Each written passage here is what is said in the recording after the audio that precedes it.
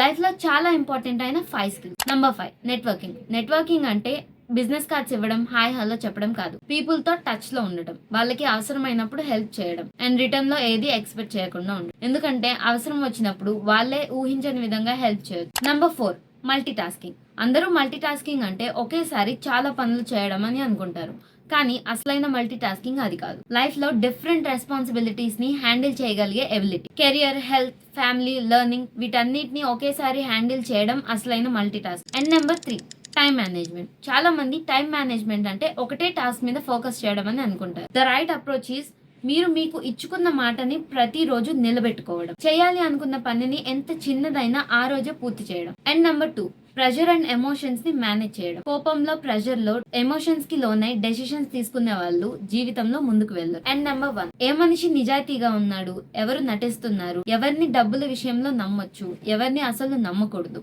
ఈ స్కిల్ ఎవరికి పుట్టుకతో రాదు, లైఫ్ నేర్పిస్తుంది.